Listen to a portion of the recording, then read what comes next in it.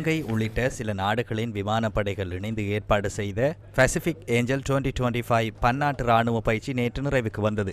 5 நாட்களாக நடைபெற்ற இந்த ராணுவ பயிற்சியில் அமெரிக்கா, ஆஸ்திரேலியா, ஜப்பான், இந்தியா, மாலைத்தீவுகள் மற்றும் பங்களாதேஷ் உள்ளிட்ட நாடுகளின் விமானப்படையை பிரதிநிதித்துவப்படுத்தி 123 வீரர்கள் உள்ளிட்ட 300 பேர் பங்கேற்றனர். மனிதாபிமான மற்றும் பேரிடர் நிவாரண நடவடிக்கைகளுக்காக விமானப்படைகளுக்கு இடையே தகவல்களை பரிமாறிக்கொள்வதை இலக்காக கொண்ட இந்த பயிற்சியில் அமெரிக்க விமானப்படையின் 2 C-130J விமானங்களும் இலங்கை விமானப்படையின் ஒரு பெல் 412 ஹெலிகாப்டரும் ஒரு B-212 ஹெலிகாப்டர் மற்றும் ஒரு கிங் ஏர் 350 விமானமும் பங்கேற்றன.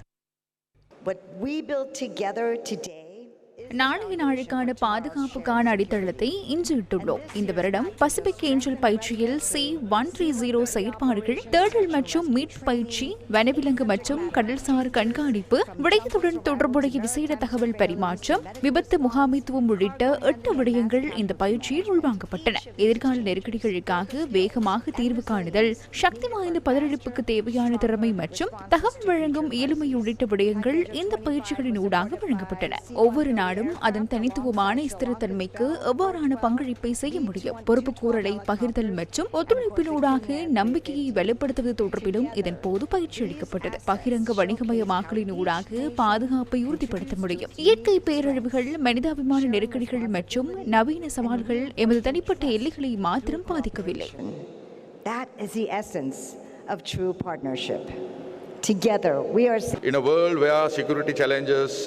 அதிகரித்து வரும் பாதுகாப்பு சவால்கள் நிறைந்த உலகில் பசிபிக் ஏஞ்சலை போன்ற சர்வதேச பயிற்சிகள் சர்வதேச ராணுவ ஒத்துழைப்பின் முக்கியத்துவத்தை மீண்டும் ஒருமுறை எமக்கு நினைவூட்டுகின்றன. இந்த வருடாந்த தயார்படுத்தலானது எமக்கு அத்தியாவசியமாக தேவைப்படும் ஒன்றாகும். இந்திய பெருங்கடல் பிராந்தியத்தில் கடல்சார் தகவல் தொடர்புகள் நாடுகளை இணைத்து பிராந்தியத்தில் வர்த்தகத்தை மேம்படுத்துகின்றன. ஐக்கிய அமெரிக்கா உள்ளிட்ட வலயத்தில் உள்ள ஏனைய அனைத்து பங்குதாரர்களுடன் தொடர்ச்சியாக ஒத்துழைப்பை முன்கொண்டு செல்ல இலங்கை அர்ப்பணிப்புடன் செயற்படுகின்றது. They are vulnerable to natural disasters.